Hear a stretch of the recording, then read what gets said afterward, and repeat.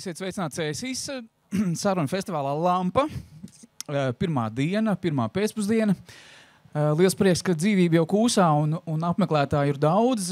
Droši nāciet šeit uz CSIS skatuvi. Šeit turpmākās pusotras stundas laikā būs, mūsuprāt, diezgan, kā mēs spriedām video ievadā, diezgan izšķiroša saruna. Mēs izvairīsimies no vārda diskusija, jo šeit nav par vai pret viedokļu, bet saruna par latvisko identitāti. un mēs to skatīsim mazliet no cita skatu punkta, nemēģināsim pierādīt nekādus lielus, tādus globālus kaut kādus notikumus, bet mēģināsim pastīties latvisko identitāti caur vienu interesantu pieredzi, kas ir Vilhelma Purvīša, ainavista Vilhelma Purvīša pazudušo gleznu meklējumu Vācijas teritorijā, kas mūsu Purvīša muzeja komandai lika uzdot jautājumu, vai gadījumā nav tā, ka mēs meklējam gan gleznas, gan daļu no latviskās identitātes. Bet šo sarunu ļaujiet sākt ar mūsu iepazīstināšanu. Tātad mani sauc Jānis Holšteins Upmanis, esmu ikdienā gan Ziedoņa muzeja vadītājs, gan televīzijas ziņu vadītājs un vēl viss kaut kāds vadītājs, un es visu laiku vadu. Līdz ar to ir loģiski, ka es vadīšu arī šo sarunu.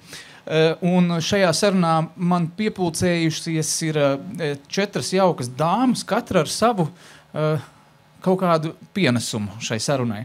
Es sākšu no sevis vistuvāk, Santa Liepa, psiholoģi. Jā, un visticamāk, tu varētu būt tā, kura mūs visu laiku mēģinās ievirzīt atpakaļ uz sliedēm, kas tad ir identitātes jautājumi, kā tā veidojas un kur vispār meklēt šos te, pamat elementus. Žaneta Grende, viņa ir fonda Viegli padomas priekšsēdētāja, bet ikdienā arī rosās pa Purvīša dzimtas mājām Vecjaužos, Zaubē, un mēs ar Žanetu esam tie, kuri pārstāv Purvīša muzeju šajā dienā, jo mēs esam arī tie, kuri meklē tās gleznas. Burtiski braucam uz Vāciju, ar mašīnu ķemmējam pilsētu pēc pilsētas, arhīvu pēc arhīvu, muzeju pēc muzeju, un gan jau sarunas gaitā mēs izstāstīsim, cik tālu mēs esam tikuši. Janīna Kursīta Pakuli, folkloriste, valodniece, un arī pati viena varena ekspedītore, ja tā var teikt. Labdien! Un Elīna Kalniņa, tepat Cēsu muzeja direktore. Labdien, un Cēsu muzejam ir vairākas filiāles, līdzīgi kā Purvīša muzejs ir memoriālais muzejs, tā Cēsu muzejam ir Piebalgas muzeja apvienībā Orisāri veseli 4 memoriālie muzeji, un Eduarda Veidenbauma memoriālais muzejs Kalāčos kā filiāle kopš pagājušā gada aprīļa. Vareni. Tātad būs pārstāvēti faktiski visi, manuprāt, svarīgākās nozares, ar kurām var runāt par identitāti. Bet, lai sāktu, es varbūt izstāstīšu to pamat izejas punktu šai sarunai, kā tad mēs nonācām pie tā, ka Vilhelms Purvītis iespējams runā arī par latvisko identitāti. Tas bija pagājušā gada vasarā, kad pie mums muzejā Vecjaužos viesojās mākslas zinātniece Edvarda Šmite, kura kādas 3 stundas nosēdēja pagalmā, skatījās uz to ainavu un beigās viņa atzina, jā, var droši teikt, ka šis ir latviešu ainavas šūpulis. Ar to domājot, ka Vilhelms Purvītis bērnībā tik ļoti sasūcās šo apkārtējo ainavu, ka tas bija tas, ko viņš arī gleznoja, un tādējādi viņš to latviskumu ir ielicis arī gleznās. Un uzsākot meklēt Purvīša pazudušās gleznas Vācijā, kas notika 1944. gada nogalē, kad viņš sapakoja visas savas mantas, visas savas gleznas un devās līdzi jauno Rīgas mākslas muzeja, šobrīd Latvijas Nacionālā mākslas muzeja Vācu armijas izvestajām gleznām, un līdz ar to, nonākot Vācijā, viņš konstatēja, ka visas viņa kastes ar visām gleznām ir pazudušas, un viņš, diemžēl, drīz pēc tam arī Vācijā mira, un šīs te gleznas šķirstot latviešu periodiku, trimdas periodiku lielākoties ir manītas vairākās Vācijas pilsētās, gan Frankfurtē, Minhenē, Passavā, un ar tekstu, ka jā, kaut kur tās kastes ir manītas, bet nekur tālākas lokācijas nav manāmas. Kas mūs vedināja domāt, ka jāmeklē ir arhīvos, arhīvi tika pārķemēti gan Vācijā, gan Vašingtonā, un tas vēl turpinās šobrīd arī meklēt Polijas arhīvos.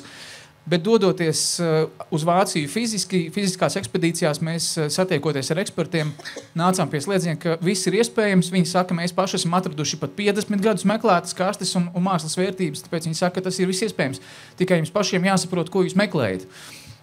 Jo skaidrs, ka neviens jau sarakstīņš nav, kas purvītim līdz bīties kastēs. Līdz ar to tas ir, mēs zinām, ka mēs meklējam purvīša darbus, bet meklējot šos purvīša darbus, mēs sākām domāt par to, vai gadījumā tā nav tā latviskā daļa no Latvijas identitātes, kas ir līdz ar tām gleznām pazudusi, jo šobrīd purvīša gleznas ir apskatāms, teiksim tā, droši mazākā daļa no tā, ko viņš ir savā dzīvē uzgleznojis. Un tā meklējot šīs te gleznas, mēs nācām pie slēdziena, ka jāmeklē ir arī tā latviskā identitāte, jo tas ir tikai viņam raksturīga ainava, un tikai viņam raksturīga ainavu dzējošana, kas ir latviskuma dzējošana. Jo skaidrs, ka mēs daudzi ieraugot kādu skaistu ainavu, pirmais, ko nodomājam, pilnīgs purvītis. Un tā ir, manuprāt, jau tik ļoti tautā iedzīvojusies kaut kāda tāda vērtība, kur ir neatņemama sastāvdaļa. Bet pirms mēs par to identitāti runājam, es gribēju pajautāt, kā jums šķiet, ar ko vispār atšķiras latviskā identitāte lielajā pasaules okeānā? Ar ko tad mēs esam tādi īpaši un atšķirīgi? Jā, droši var. Kurš pirmais paņem mikrofonu, tas arī var sākt. Mēs reiz bijām aizbraukuši ar Latvijas uzņēmējiem no Latvijas tirzniecības un rūpniecības kameras uz Brazīliju. Un Brazīlijā ir dibināts vairākas pilsētas, kur dzīvo latvieši. Un vienā no tādām Nova Odesā es sastapos ar Nova Odesas mēru. Un viņš man teica, ka Nova Odesa no visām pilsētām atšķiras Brazīlijā ar to, ka tajā dzīvo liela latviešu kopiena jau no 1905. gada, apmēram 2 līdz 4 tūkstoši cilvēku, un šī ir vissakārtotākā, visskaistākā ar puķu stādījumiem pilsēta reģionā. Un viņš man jautāja, vai jums visiem ir tā tieksme uz tīrību, kārtību un skaistumu, un man šķiet, apbraukājot Latvijas pilsētas, tikko atgriezos no tāda lielāka ceļojuma pa Latviju, mums ir tieksme uz skaistumu, ka tas būtu kaut kas tāds, kas latvieši atšķir. Un man liekas, arī Sibīrijā un Novgorodā, kur tika veidots kolonijas, latviešu mājas un sētas bija ar puķēm, sakoptas, skaistas un sakārtotas. Tā ir mana pieredze. Turpinot Žanetes stāstu par to, ka citreiz, kas mēs esam, labāk redzams no malas. Braucot ekspedīcijās pa latviešu 19. gadsimta beigu kolonistu pēdām, gan Baltkrievi, gan Krievi teica, ka latvieši ar ko atšķīrās. Pirmkārt, ar dārzu, ar augļu dārzu, ar puķiem, kur teica, ka gāja uz balli vietējie puiši, tad pie latviešiem zaga puķis, ko uzdāvināt dāmām. Otrs, ka sieviešu spēja adīt, šūt, kas arī izsūtījumā noderēja, bet reizē arī spēja ne no kā bada laikos izvārīt putru. Baltkrievi otrā pasaules kara laikā pirms tam bija iesaukuši drusku smejoties latviešu par putriķi, un saka, bet kara laikā, kad nāca bats, spēja no balandām, no nātrēm, no visa kaut kā izvārīt putras, izglābuši arī viņiem dzīvības. Bet, ja skatās globāli, ar ko mēs atšķiramies, pirmkārt, tā ir valoda. Otrs, tā ir literatūra, jo tā ir savā valodā. Trešais, identitāti mēs ieliekam arī jau bērnībā ar to ainavu, ar to klimatu, kas ir. Un Amerikas latvieši, un droši vien ne tikai Amerikas latvieši vienmēr smējies par mums, ka latviešiem pirmais skatās, vai nav caurvējš. Kas tas par caurvēju? Ja? Tā ka caurvējš ir arī Ziedoņa dzīvoļu krājuma nosaukums, bet arī viena, lai neaizrunātu gari, arī viena no mūsu identitātes atslēgām sajust caurvēju. Jā, un pārņemot par caurvēju, man arī bija iespēja reiz nokļūt Brazīlijā San Paulo bienālē, un tur Latvijas goda konsuls, tur dzimis un audzis Grimberga kungs teica, ka caurvējš ir latviešu izdomājums, jo Brazīlijas latvieši nedomā, ka vispār pasaulē ir caurvējš. Viņi priecājās par katru vēja pūsmiņu un nekad nesaka, ka ir caurvējš. Tā kā tas droši vien tik tiešām caurvējš ir mūsu identitātes zīme, bet tagad šeit tā domājot, es piekrītu visam, ko jūs sakat, protams, vēsturiski, jā, tas viss tā ir, bet kā ir šodien, kad es ceļoju pasaulē, laikam, jā, vienīgais pēc valodas es varu atšķirt citu kādu savu tautieti. Nekas tāds cits man uzreiz acīs nekrīt, jo ģērbušies ir tāpat kā citi. Jā, grūti pateikt. Nameja gredzens. Aija Ebdene stāstīja, ka nomaldījušies, kur latviešu sanākšanas vieta, un skatoties iet divas dāmas priekšu un dzintara krelles. Vienai dzintara krelles un tam vīrietim Nameja gredzens. Saka, droši ejam, un droši tā arī bija. Es vēl pieminētu, ka lidostās mēdz būt arī austiņās skambrāta vētra. Bet es Santai gribēju pajautāt mazliet šo pašu jautājumu, bet mazliet jau pagrozot citā virzienā. Vai tāds jēdziens kā tautas identitāte ir jau noformējies jēdziens, ja tas turpina mainīties un tā identitāte turpina attīstīties un kaut kādas izmaiņas notiek laika gaitā? Jā, šī ir diezgan būtisks jautājums, jo pirmkārt, es kā psihologs uzreiz ķeršos pie tā ar konstruktu izskaidrošanas, ka identitāte pirmkārt tas ir ārkārtīgi daudzdimensionāls konstrukts. Tā nav tikai kaut kāda viena šķautne, par ko mēs varētu pateikt, nu, mēs esam tādi vai es esmu tāda, un ar to arī viss top skaidrs. Otrkārt, identitāte ir mūža garumā un arī tātad tautas eksistences garumā nemitīgi mainīga lieta. Mainās vēsture, mainās notikumi, situācijas mums apkārt sākās, kā arī beidzās, kā arī klimats mainās. Mainās līdz ar to arī identitāte. Un līdz ar to mūsu tautas identitātes, un par to pēdējās dienas arī daudz domāju Latvijas kontekstā.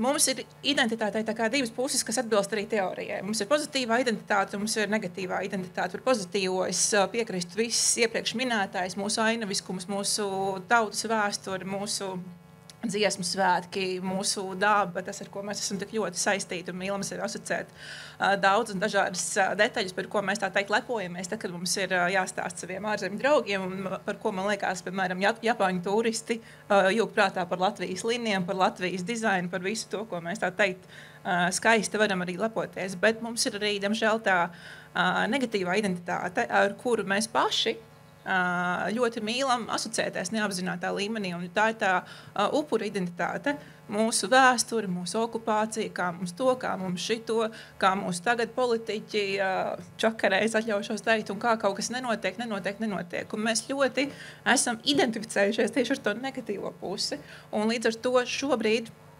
ar Latvijas tautas identitāti es teiktu, ka mēs esam bišķiņi ieķērušies tajā upura pozīcijā un aizmirsuši, ka būtu baigi svarīgi veikt tādu ļoti svarīgu lietu, kas ir katram individam būtiska un arī tautai, definēt savas pamatvērtības un savus pamatmērķus, uz ko mēs virzamies. Un tikai tad mēs varam saprast, kā veidot savu identitāti. Jo šobrīd mēs tā no vienas puses uz otru, no vienas problēmas uz otru, no vienas lepošanās, no hokeja sasniegumiem uz dziesmu svētkiem pārlecam.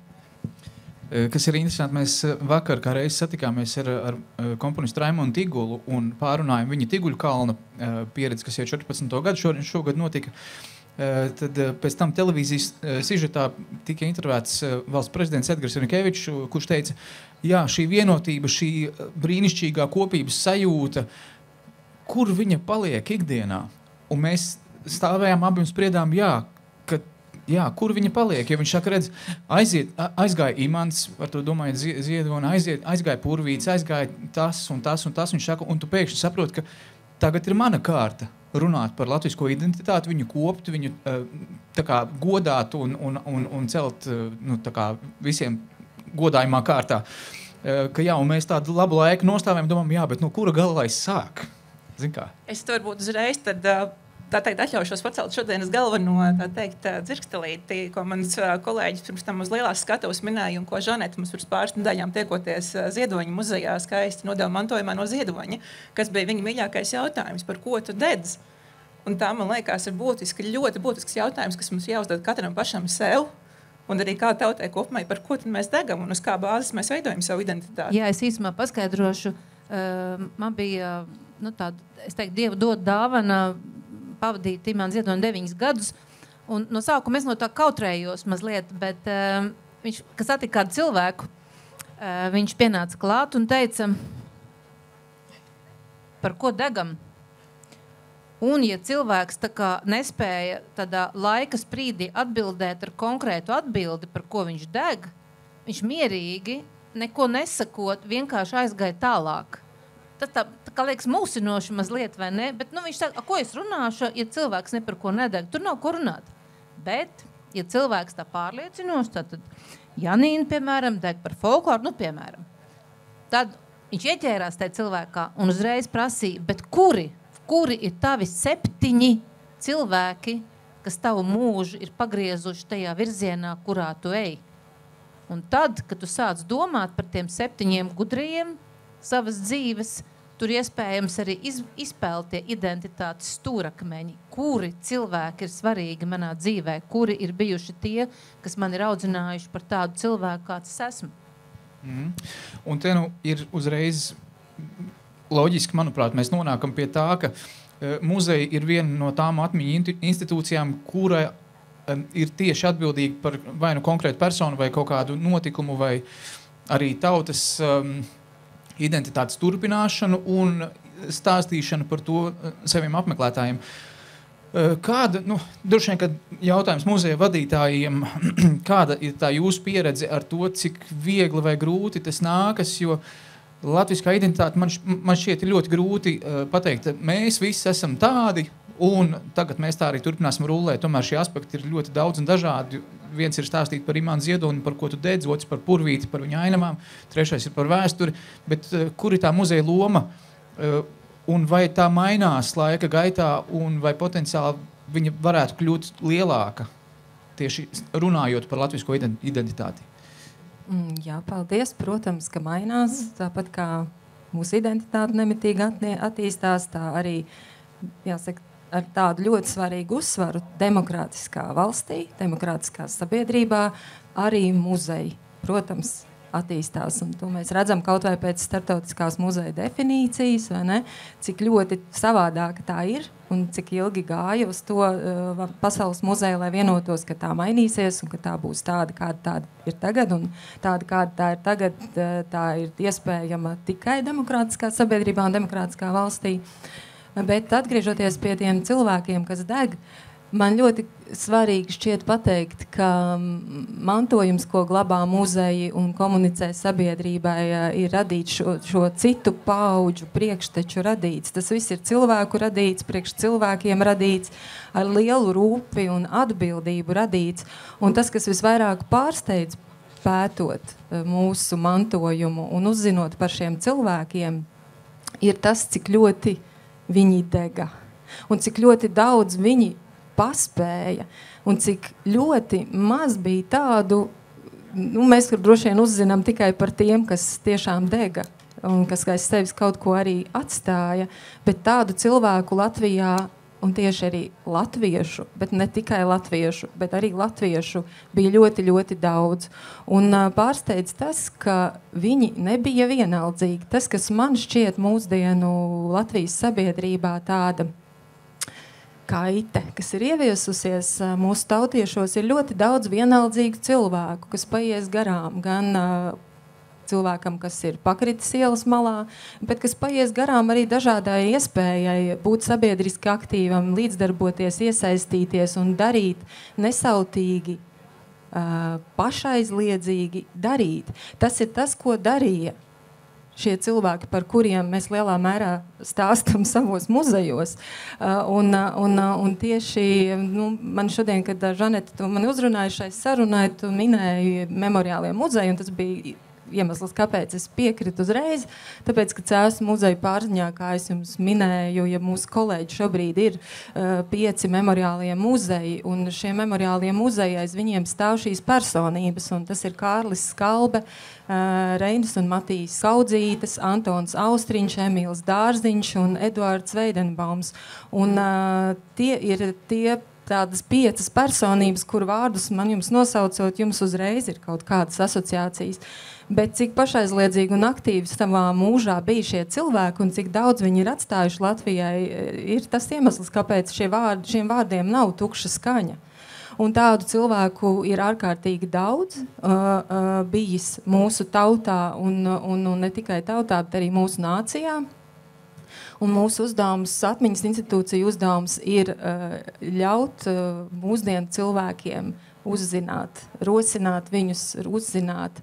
Un tas ir stāsts par identificēšanos, jo būtībā mantojuma vieta, jeb atmiņas institūcija uzdevums ir palīdzēt mūsdienu cilvēkam saprast, kāpēc viņam ir svarīgi uzzināt par to mantojumu, ko mēs glabājam. Tieši viņam personīgi svarīgi, lai viņš spētu identificēties ar to mantojumu, jo šis mantojums ir pieder mums visiem. Jums visiem, mums visiem. Tas nav kaut kāds atmiņu institūciju, kaut kur nescik atslēgām aizslēgts mantojums. Tas ir mūsu visu nacionālais mantojums, ko glabā mūsu muzeja. Un tā ir ļoti, ļoti svarīga atziņa. Tie nav tikai tukši vārdi, ierakstīti likumos un noteikumos, bet tā pat tiešām ir realitāte, un tas ir atmiņu institūcija uzdevums, ka ik viens, kurš pie mums atnāk, aiziet iedvesmots un saprot, ka šī vieta, šis mantojums šeit, šajā vietā viņam speciāli priekšā nolikts, ir tieši viņam ļoti svarīgs. Muzeji ir ļoti svarīgi arī pa ekspedīcijām braucot un vadot arī ekskursijas gandrīz visās valstīs, kur būts, bet visvairāk, protams, Latvijā. Muzejs ir atslēga uz tās vietas sapratni, uz cilvēkiem, kas tai vietai piederīgi. Un mēs esam, kā Elīna teica, tepat pie Riekstu kalna, kas dibināja, kas te bija Riekstu kalnā. Tie bija vendi. Par vendiem joprojām strīdās un droši vien strīdēsies, vai tie ir somugru tautai, lībiešiem tuvi, vai tie ir rietumslāvi, vai tie ir baltiem, vai kam, bet vendi atstāja pirmkārt nospiedumu jau Vendene Cēsu senajā nosaukumā, un tas ir tik svarīgi. Otra vieta, Kurzemē, citreiz muzejiņus, mazus muzejiņus, vienkārši noraksta, ja nav pēc visiem standartiem, kas ir izdomāti, tad prom. Bet dažkārt muzeja darbinieki neapzinās tās vērtības. Pagājušajā gadu Kurzemē ekspedīcijā Cīravā pēkšņi konstatēja 2 retas grāmatas 18. gadsimta par Livonijas vēsturi, un skatos, ir kaligrāfiski ierakstīts Reinis Alauns. Sāku meklēt, kas ir Reinis Alauns, viens latvietis, kas no Masalacas padzīts, muižnieka padzīts sākumā sacerējis humoristiskas, satīriskas dzejas par asumu. Rīgā dabū labu sulaiņa vietu, varētu teikt, pārvācoties. Nē, viņš ieliek visu savu kapitālu latviešu biedrības grāmatu krātuves izveidē, ziedo pirmās latviešu meiteņu skolas attīstībai Rīgā un dara lietas Kurzemes labā, savāds būdams par sulaini folkloru no visiem novadiem, kas nāk, es nezinu, Dzeramnaudas vietā, viņš droši vien ņēma to. Viņi to nebija novērtējuši. Un te ir svarīgi, gribēju jau aizklapēt Cīravas muzeju, un ir jāroga dziļāk pēdas, kādā veidā šī pirmā, kas bija Cīravā dzērves skola, Kurzemē pirmā, ko Merķelis atzinīgi novērtēja kā priekšzīmīgu skolu 2 gadu laikā, kas izveidojās jau par tādu izcilu skolu Ernests Dinsberģis beidza un tā tālāk. Kā to celt gaismā, un te ir jāpalīdz no malas. Un trešais, es biju tik patīkami pārsteigta pirmoreiz nokļūstot Vecjaužos, Purvīša dzimtajās mājās, redzot ābeles, kas pavēra ceļu, to tiltiņu, to laipu no Purvīša gleznām, no Purvīša biogrāfijas uz viņu Latvijas kultūrā. Mazie muzeji, lielie muzeji ir jābūt dažādiem. Tā ir mūsu bagātība, kur mēs ne tikai smeļam, bet saprotam no katras konkrētās vietas, jo Latvijas spēks ir mazajās kopienās. Mēs varam ticēt, sākot no tā, kas ir blakus, un tad iet tālāk. Man ir ļoti labas ziņas, draugi.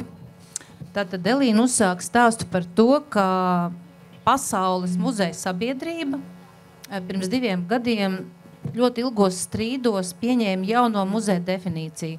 Jūs tagad domājat, ka Dievs ir garlaicīgs temats definīcija, bet tas ir ļoti svarīgi. Tāpēc, ka līdz šim muzejiem tāds galvenais fokus, un iespējams jūs arī tā par muzejiem domājat, ir krājums un pētniecība. Viņi tur sēž kaut ko un krāj un aput ar putekļiem, un tas vispār nav interesanti, un kas var būt garlaicīgāks par muzeju.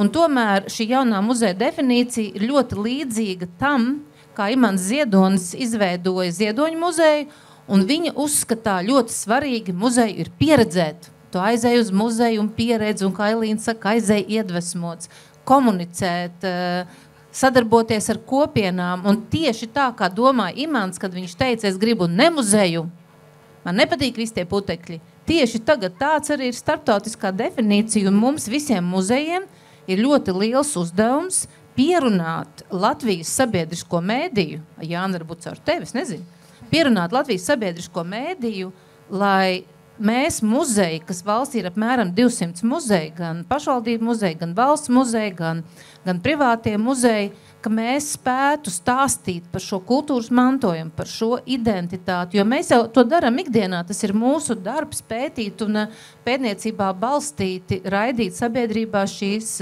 ziņas gan par vēsturi, gan par šiem, kā mēs mēdzam teikt, dižcilvēkiem vai dižvietām, un tos stāstus radīt tik interesantus, lai jums patiktu, un jūs nāktu uz visiem pēc kārtas muzejiem un būtu iedvesmoti un priecīgi. Jā, tas mani aizved pie nākamā jautājuma, bet pirms tam es vēlos vērst uzmanību, ka tie, kur skatās tiešraidē, jums ir arī iespēja uzdot jautājumus. Šeit man ir arī planšetīte, kurā šie jautājumi parādīsies, un es tos varu uzdot, un arī klātesošie drīkst uzdot jautājumus, un šeit vienā brīdī, ja pacelsiet roku, es ticu, ka jūs arī tiksiet pie mikrofona un varēsiet arī iesaistīties sarunā. Bet, jā, mēs te runājam par tiem degošajiem, par tiem darošajiem un varošajiem un tie brīnišķīgie piemēri. Un tad mēs zinām, ka Purvītim tie darbi pazuda, Purvītim māja Jelgavā nodega. Un šis laikam vairāk ir jautājums par psiholoģiju, vai traumas arī var būt daļa no identitātes veidošanās. Un ar to es domāju nevis tikai Purvīša pazudušās gleznas, bet faktiski šī te traumatiskā pieredze, ko mēs arī caur muzejiem varam klāstīt caur kaut kādiem notikumiem, vai tie arī atstāja nospiedumus tikpat spēcīgus, cik tās labās lietas? Jā, viennozīmīgi, un traumas, gan mūsu personīgās, gan kolektīvās ir un paliek daļa no mums, bet lielais un svarīgais jautājums ir, ko mēs ar to traumu daram tālāk, jeb kā mēs no viņas izējam ārā. Un tas ir sasaucās arī ar to iepriekš pieminēto palikšanu upuru lomā. Vai nu mēs tad pieņemam, ka mums ir notikusi trauma vai Purvītis rekuri zaudējis milzīgu daļu sava dzīves darba vai vēl kādam ir noticis kaut kas un viss, un tagad es tajā sastingstu un principā, tā teikt, tālāk nekur nevirzos. Vai arī es pieņemu lēmumu, ka šī trauma, šī pieredze, šis stāsts kļūst par manu stāstu, par manu resursu, un es no tā izēju tālāk un veidoju kaut ko jaunu pagriezienu, jaunu narratīvu. Un no tā var veidoties varbūt jauna glezna, kā sadega manas 100 gleznas, piemēram. Jā, Elīna? Jā, par traumu tieši es arī klausījos tevī, Santa, un domāju, man ļoti svarīgi pateikt, jo es 7 savus dzīves gadus veltīju pētot un komunicējot pēc tam jau ekspozīcija Sirdsapziņas ugunskurs, kas ir tepat Cēsīs pilsielā 12 pagalmā, tā vēsta par kādreizējā Cēsu apriņķa iedzīvotāju pretošanos padomju un nacistiskajai okupācijai no 1940. līdz 1957. gadam. Un tamdēļ man jāsaka, ka veidojot šo ekspozīciju, es satiku tās mūsu paaudzes, satiku, protams, pēdiņās. Dažus arī satiku kā dzīves vēl cilvēkus, kuri piedzīvoja šo traumu, par kuru mēs tagad runājam, kuras rezultātā zuda purvīša gleznas. Un man jāsaka, ka es sastapu joprojām tos cilvēkus, kurus es pieminēju šos absolūti nevienaldzīvos, dedzīgos, kas bija gatavi ziedot savas dzīvības, lai cīnītos par demokrātijas pamatvērtībām un par Latvijas brīvību. Un viņi to darīja tādos laikos, kādos, es ceru, mums vairs nekad nebūs jāatgriežas. Proti viņi cīnījās ar totalitāru, autoritāru režīmu, kas nozīmē sevi iznīcināt labprātīgi, augstas idejas, cēlas idejas, bet ļoti svarīgas idejas vārdā, bez kuras viņi nevarēja iedomāties savu dzīvi, un tāpēc šai ekspozīcijai es devu nosaukumu Sirdsapziņas ugunskurs, jo tā bija cīņa ar sevi, ar savu sirdsapziņu un saprašanu par to, ka savādāk nevarēs turpināt dzīvot. Un tamdēļ es vēlos pieminēt, jā, patiešām ir svarīgi, un man šķiet, tā ir tikai mana hipotēze, ka tas lielais vairums cilvēku mūsdienu sabiedrībā, tā vienaldzība iespējams kājas viņai aug šajā traumā. Tāpēc, ka cilvēki nobijās, jo totalitārs, autoritārs režīms būvē sevi uz divām kājām. Viens ir meli, un otrs ir bailes, un tās ir ļoti cieši saistītas lietas, un, ne lietas, bet parādības, un uz kurām īpaši strādājot, un tā kā tas bija toreiz, kad nebija tādu iespēju tik daudz sekot līdz dažādos kanālos informācijai pasaulē, kad bija avīzes, un tikko tur kaut kur kūņojās ārā 50. gados televīzijas pārraides, bija rādio, kur bija vienkārši ļoti viegli pārņemt visu kontroli. Avīzes būtībā rakstītais vārds bija spēcīgākais, ietekmīgākais un arī tradīcijām bagātākais pie mums komunikācijas līdzeklis. Bija ļoti viegli noslēpt patiesību, aizmest taisnīgumu, visu to projām un iedzīt cilvēkos neziņu, bailes un melus. Un tas tik tiešām sastindzināja, jo bailes sastindzina. Un man šķiet, mūsu sabiedrība īsti vēl nav atguvusies. Īsti vēl nav atdzīvojusies, jo tieši pietrūks tādu aktīvu, dzīvelīgu cilvēku, kāda bija pirms šīs traumas mūsu sabiedrībā.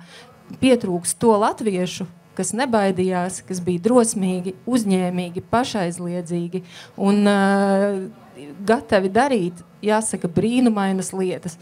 Un tas, kas ir mūsu lielais ieguvums muzejos un atmiņas institūcijās, ka mēs tādus atklājam katru dienu. Mūsu uzdevums ir tikai par viņiem pastāstīt plašākai sabiedrībai un iedrošināt jūs, ka jūs beidzot uzziniet, kā viņus sauc. Jo bez tiem dažiem spilgtajiem, par kuriem mēs šeit šodien runājam, ir ārkārtīgi daudz tādu, par kādiem stāstīja Janīna. Ārkārtīgi daudz tādu, par kuriem mēs pat nenojaušam. Un tas, kas man visvairāk pārsteidza, strādājot pie ekspozīcijas satura Latvijas valsts arhīvā, kad es tur ierados, man bija doma, man vajag tikai 6 pretošanās stāstus, jo tur saglabājies cietums, īslaicīgās aizturēšanas izolators, kuru čekisti kopā ar miličiem izveidoja pēc 2. pasaules kara, kad čeka un milicija kopā ar padomu varu atgriezās Cēsīs 44. gada septembra beigās. Viņi gatavojās tam, ka būs pretošanās. Un viņiem vajadzēja izolatoru, kur iespundēt tos, kurus viņi arestēs.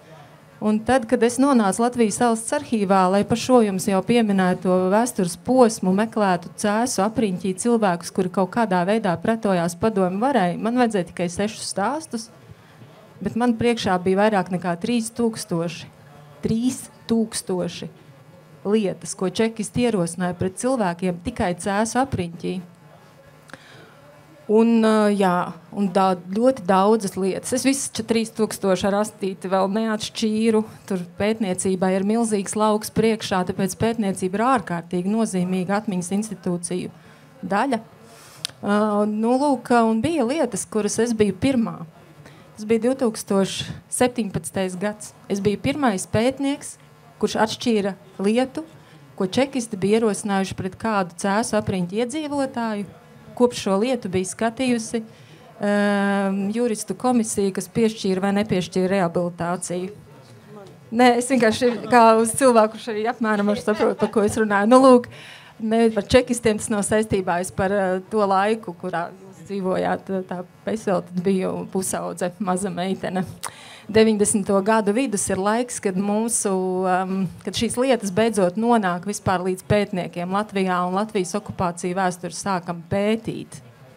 Tā kārtīgi pētīt. Un tad tas, kas līdz šim ir izpētīts un saprasts, ir tas, kas dažādā veidā ir ticis komunicēts sabiedrībai, bet varbūt arī daudz, kas, nevis varbūt, bet ļoti daudz, kas ir palicis akadēmisko zinātniskos rakstu krājumos un nav sasniedzis mūs tik jaudīgi, cik tam būtu nepieciešams, jo tas, ko gribēja padomju vara un ko gribēja nacistiskās okupācijas vara, jo starp šīm abām varām jāliek vienotības zīme un tāda tur arī vienmēr būs manā uztverē, ko gribēja šīs varas, viņas gribēja, lai mēs nekad neuzzinām, ka bija tādi uzņēmīgi cilvēki, lai mēs nekad nezinām viņu vārdus. Un ja mēs viņus joprojām nezinām, tad jāsaka, ka viņi ir uzvarējuši. To mēs nedrīkstam pieļaut, kamēr mēs dzīvojam demokrātiskā Latvijā. Mēs nedrīkstam pieļaut, ka mēs nezinām šo cilvēku vārdus. Pie traumas pārvarēšanām.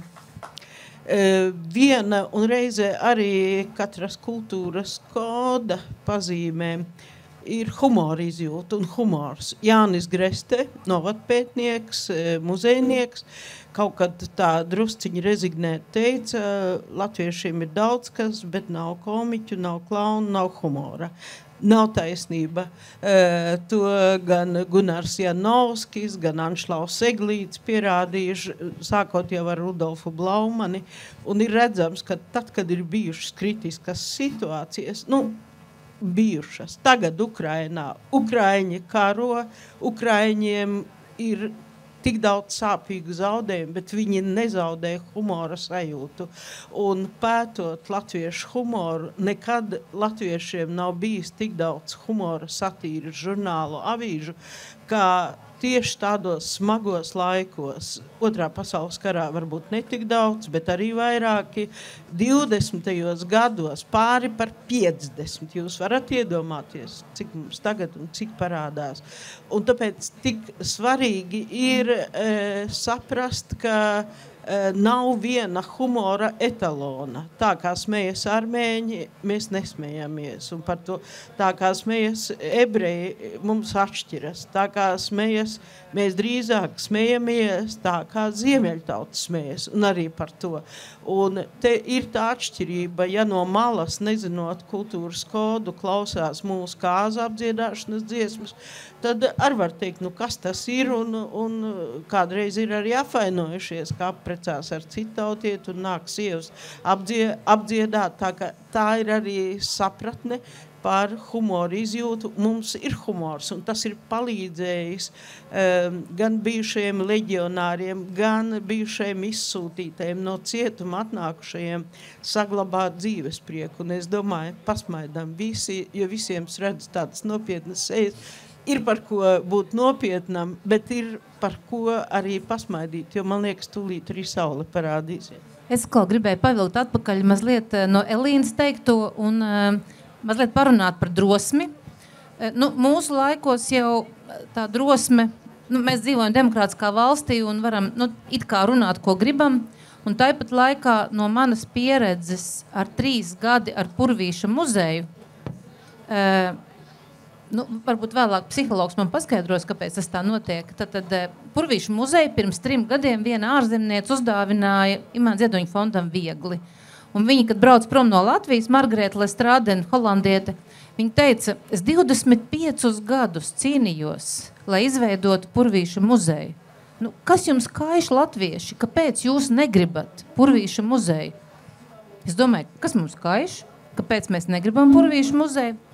Un šinīs 3 gados, kopš es esmu pieķērusies Purvītim tā fundamentāli, man jums ir jāsaka, ka tik drosmīgai, kā es esmu šobrīd, es neesmu bijusi nekad. Nacionālais mākslas muzejs vienkārši uzskata, ka nav jāmeklē. Viņiem ir 100 gleznas, un viņi saka, ko jūs meklējiet? Jūs neatradīsiet. Un tad ir jābūt tādai kaut kādai lielai drosmei tādu taisnu mugurkaulu un teikt, bet tā meklēšana, mīļie draugi, ir cieņas jautājums. Pat ja mēs neatradīsim, mēs esam cienījuši savu vislielāko ainavistu, veltījuši laiku. Šobrīd mēs atrodamies 16 Vācijas pavalstu, 10,000 muzejos un arhīvos, lai viņiem pajautātu vienu pavisam smieklīgu jautājumu, par humoru runājot. Mīļie draugi, noiet pagrabā vai uzkāpiet bēniņos un paskatieties, vai tur gadījumā nav purvīša gleznas. Tās ir kastēs, viņš ir apmēram šitāds, parakstās apmēram tā, un visi Vācijas kultūras ministri 16 gabali cieņpilni pret mums saka, nē, nu labi, nu ja jūs meklējat un jums tas purvīts ir baigi svarīgais, mēs jums palīdzēsim meklēt. Kāpēc mums purvīša muzejam ir vispār jācīnās, mums valsts nemaksā? Viņi saka, purvīša muzejs nav vajadzīgs. Tiešām? Vai tiešām mums purvīša muzejs nav vajadzīgs? Un tas ir labs jautājums, kāpēc vispār var rasties tāda doma, ka mums to nevajag. Lūdzu, paskaidrojiet mums šo jautājumu. Es varbūt piebildu. Pirmkārt, attiekot daudz atpakaļ, humors, starp citu, ir viena no veselīgākajiem aizsardzības mehānismiem. Tā kā lūdzu praktizējam to ļoti labi, visus hormonus atbrīvo un laimi, tā teikt, veicina. Bet saistībā ar šo es varbūt arī vēlējos tādu nedaudz provokatīvu jautājumu uzdot muzeju pārstāvjiem, jo šeit ir skaidrs, ka taisīt purvīšu muzeju un meklēt šīs gleznas, un tas pirmkārt ir misijas jautājums personīgās identitātes, tā teikt, kontekstā, un tas ir jautājums par to, par ko es degu, kā Žaneta, piemēram. Bet es gribēju jautāt, kā cilvēks, kas pat ir 10 gadus bijusi muzeja dzīvē iekšā un sapratusi arī tās ciešanas un to visu pusi noturēt muzeju.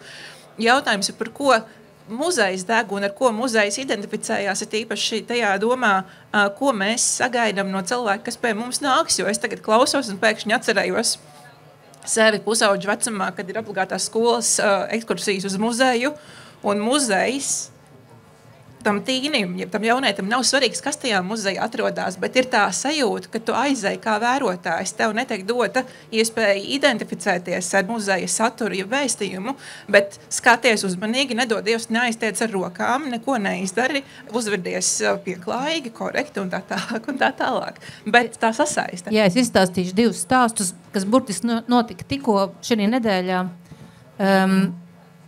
Tu neatbildēji uz mani jautājumu, bet tas nekas, es atgriezīšos pie tā. Kāpēc mēs ņemamies ar tiem muzejiem? Ja, mēs ņemamies tāpēc, ka mēs esam kaut kādā ziņā ziedoņu skolnieki. Un ziedoņa izpratnē par lietu kārtību ir tāda, ka viņš ir pārliecināts, ka Latvijas izcilie cilvēki veido mūsu pašapziņu. Jo mēs, Pauls, vai ne? Cik brīnišķīgs liels cilvēks. Mēs caur tiem lielajiem cilvēkiem, caur tiem lielajiem savējiem, nu mēs artakši tādi paši esam lieli un baigi foršie, un tādā veidā tā pašapziņas veidošanās, kas mums, tā humoru runājot, ir pavāja, mēs varētu būt pašapzinīgāki, un tas ir tas muzeja uzdevums. Veidot jūsu pašapziņu, jūs atnākat ar pašapziņu 8 un aiziet ar pašapziņu 12, vai ne? Un ja mēs varētu šito izmērīt, mēs būtu ļoti priecīgi, bet tas, kādā veidā jaunieši, tātad mums tikko Purvīšu muzejā bija visu Latvijas profesionālo mākslas skolas studentu, 28, no katras skolas pa 4 plenērs, un viņi nedēļu dubļos līdz ceļiem gleznoja ainavas, un tad, kad viņi brauca projām, viņi teica, tas ir skaistākais notikums viņu dzīvē, tātad nedēļu līst, ja tu zem kaut kāda maza jumtiņa plēves, tu esi uzgleznojis to gleznu, un tu esi piedalījies tajā ainavā un purvītī, un burtiski aizvakar Ziedoņu muzejā Murjāņos mēs uzsaucām pirms kādiem 2 mēnešiem jaunieši rakstīt epifānijas un domājam, kāds uzrakstīs? Atsūtīja 300 epifānijas un uz muzeju atbrauc 25 labākie epifāniju rakstītāji, un tu sēdi un klausies, kā viņi lastās epifānijas, un zini, asars birs no prieka. Brīnišķīgi jaunieši, gudri, skaisti, ar skaidru saprašanu, uz kurien jāiet un kāpēc jāiet. Tas jau ir tas muzeja uzdevums. Drīkst. Es klausos un es pie klasiķa atgriežos. 20. gadsimta beigās Amerikā dzīvoja un par muzejiem dega un rakstīja tāds amerikāņu muzeologs Stevens Veils. Viņam ir ļoti jauka īsa atbilde, kādi muzeji ir vajadzīgi pasaulē. Nevis muzeji par kaut ko, bet muzeji priekš kāda, ja tā burtiski tulkojam. Respektīvi, apmeklētājs, tas gan ir tiešām arī ļoti specifiski Amerikai, jo viņiem tur ir pašiem jāizdzīvo, viņiem ir tāds biznesa domāšana arī muzeju vidē, un tā ir ļoti tur redzama. Bet vispār doma ļoti gaiša, un mums ļoti arī svarīga, ka ne jau mēs tur saviem kolēģiem tās ekspozīcijas izstādes un publiskās programmas veidojam muzejos, mēs to daram priekš apmeklētājiem, un mums patiesībā ļoti svarīgi saprast, kas tad ir mūsu apmeklētājs un ko viņš grib redzēt muzejā, ko viņš gaida no tiem muzejiem. Un mūsu apmeklētāji mūsdienās ir ceļojuši diezgan daudz pasaulē, bijuši daudzos pasaules muzejos. Nav vairs nekādi muļķīši, kas domā, ka nekā nav, ka muzejā nedrīkst nekam pieskarties. Visi sen jau zina, ka muzejā drīkst, vajag pieskarties un ir jādomā muzejiem, kā dot šādu iespēju pieskarties un ne tikai pieskarties, bet lietot arī citas savas maņas, jo mēs pasauli iepazīstam ar maņām. Jā, mūsdienu pasauli ir viegli iepazīt ar redzi un dzirdi, tāpēc, ka tās ir mūsu visvairāk attīstītās maņas, bet mēs arī vispār spējam vēl sauost un sajust lietas, un ne tikai lietas, bet arī parādības mūs interesē dažādas. Nu, lūk, un par skolēniem muzejos jāsaka tā, ka būsim godīgi, neviens skolēns pats uz muzeju nenāk. Viņus atved skolotāji, un tas ir skolotāja lēmums, un tas jau ir pavisam cits stāsts. Kā tad tas īsti ir, kad skolotājs atved pie mums savu klasi un vienkārši pastāv malā un paskatās, kā ar viņu mīlulīšiem nodarbojas tas nabaga muzeja cilvēks. Kā viņš vai tiek vai netiek galā. Bet jā, nu tad jau tāpēc mums taču ir viss šis mūsu jaunais izglītības standarts, lai arī muzejnieki būtu daudz advancētāki. Un tas, ko sauc par muzeja pedagoģiju, ir tāds virziens, kas vispār nav domāts tikai skolēniem, bet mums Latvijā tas tā ir iegājies, ka stāsts ir par skolēniem. Lai gan mūža izglītība, mēs arī esam dzirdējuši tādu terminoloģiju. Nu, lūk, tagad domājot par skolēniem, man šķiet, ka tad uz muzejiem es ļoti gribētu cerēt, ka nāks un muzeji piedāvās patiešām šo te izglītības standartā balstītu piedāvājumu un beigsies vienreiz šīs te ekskursijas. Jo ekskursijās tas tāds man arī šķiet tāds padomju laika ceļš, kad 50. gados visi brauc kravas mašīnās, sakāla kuzavā un devās ekskursijā. Tagad iekāpja autobusā, atkal brauc ekskursijā. Un tad ir viens kaut kāds gids, kurš tad ņemās stāstīt. Nē, tā tam nevajadzētu būt jau sen, jo muzejs kā mācīšanās vieta un kādi tik nav visādi brīnišķīgas teorijas un prakses darbības jau pasaulē sen nenotiek šajā virzienā. Un arī Latvijā tas nav izņēmums, patiešām muzeja pedagoģija rulē un rulēs, un es ceru, ka mums būs arī kādreiz iespēja Latvijā kaut kur šo muzeja pedagoģiju studēt un iegūt augstāko izglītību muzeja pedagoģijā. Man liekas, ka Žanete ar Elīnu uztaustīja vēl vienu latviešu identitātes lietu. Proti, mēs esam saglabājuši senāko redzes veidu, kas bijis, tā ir tauste. Latviešiem vai braucot ekskursijā vai individuāli jūs esat ievērojuši, ka pie kāda diškoka noteikti jāpiet, jāpieskarās, pie akmens jāpieskarās. Un tāpēc šis, ko Elīna teica, ka tagad pat ja ir tie brīdinošie uzraksti skarties nedrīkst, tad otrs blakus ir ar humoru skaries, cik tev uziet. Bet es atcerējos vēl vienu latviešu lietu. Kad mēs sākām šo Purvīšu muzeja lietu, es secināju, ka Purvīšu audžumeita Mariona ir dzīva. Un nopirku biļetes uz Kolumbus pilsētu, kurā Mariona dzīvoja veco ļaužu pansionātā un pavadīja brīnišķīgu nedēļu ar viņu, lai pārunātu par viņu tēti Vilhelmu, jo viņi uzskatīja viņu par tēti, un viņi stāstīja, kāds viņš kā cilvēks. Saka, ļoti interesanti pieredze, un pašās beigās viņi paņēma man roku un teica, Žanete, es gribētu, lai tu mani apbedi blakus tētim. Rīgā pirmajos meža kapos. Ir tāda jocīga sajūta, ka cilvēks to prasa, bet tāda ir tā dzīves kārtība, ka mēs piedzimstam un arī mirstam. Nu, un es tagad izpildīju visas vēlēšanās viņas, bet tajā saistībā ar Marionu mēs iepazināmies ar Marionas kaimiņiem. Ļoti brīnišķīgiem cilvēkiem, kas mums palīdzēja Amerikā, un vienā tādā vakarā, kad mēs jau dzeram vīnu un tā kā atvedamies no Amerikas, es viņam izstāstīju anekdoti par latvietēm. Nu, jūs zināt, anekdoti, ja, kāda sieva jāprecē ebrejiem. Nu, pirmā tāda, otrā tāda, bet trešā noteikti latviete, kura kop kapus. Nu, un es tagad Marionu atvedu uz Latviju, mēs viņu apbedam, un es tam kaimiņam, Kenam, visu laiku sūtu bildes, nu, kā es kopu tos kapus, ja es kopu Purvītim un kopu arī Marijānai. Nu, un tagad viņš vienmēr, nu, paldies, nu, un vispār, es teiktu, nosmējās, nu, jā, ka tās latvietas kopu kapus. Nu, un tagad viņš iegādājās tās Marijonas māju, kur tā Marijona dzīvoja, un kravā viņas mantas, visādas, nu, atrod tur grāmatas par Purvītu, un vienā vecā Marijonas klētā jūs spēju to aptvert, ko Marijona bija stāstījusi, atrod cara Nikolaja 2. zelta monētu, ar kuru purvīšu ģimene izbrauca no Rīgas 44. gadā. Un viņš man raksta, Žanet, sakarā ar to, ka tu kopi Marijonas kapus, es tev uzdāvinu, Purvīšu muzejam uzdāvinu šo zelta monētu. Turpiniet kopt kapus. Tieši tā. Bet mazliet paturpinot šo te arī Elīnas aizsākto tēmu par muzeja pedagoģiju un tam līdzīgi, man pēkšņi iešāvas prātā tāds sensacionāls pašam. Mēģināšu noformulēt pareizi kādu doma.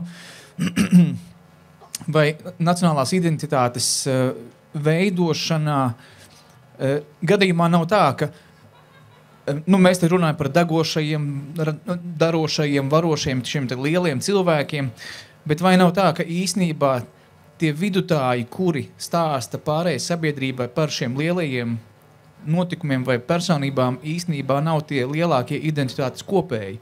Jo, nu, kaut kādā brīdī, protams, mēs varam vienoties, ka visiem kaut kas notiek, ja mēs dzirdam sauli, pērkons, Daugavas, nu, zin kā, kaut kas ievibrē, ir kaut kāda tāda liela, nu, tie lielie mirkļi, kuros nu, tu tiešām jūti, ka ir tā vienotība un ka mēs visi esam uz viena viļņa, tāpēc, ka mēs visi esam latvieši. Nu, kaut kāds kods tur ir. Bet laika gaitā faktiski, ja nav šo te, sauksim tos par vidutājiem, kuri turpina nest tālāk šos te svarīgos identitātes kodus, vai varētu būt tā, ka tā identitāte ar laiku noplok un viņa kļūst tādas seklāka vai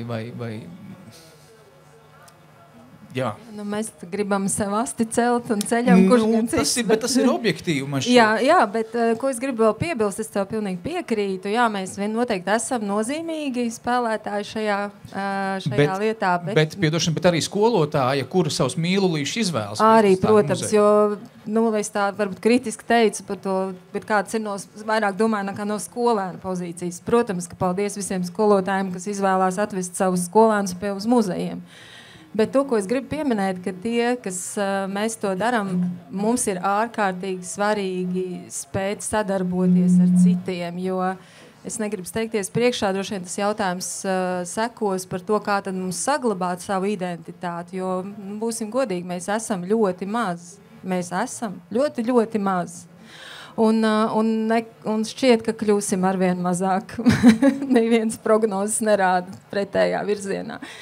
Tad sadarbībai tā būs atslēga. Kā mēs spēsim sadarboties, un arī līdz šim, kā esam spējuši vai neesam spējuši sadarboties ar citiem un redzēt citus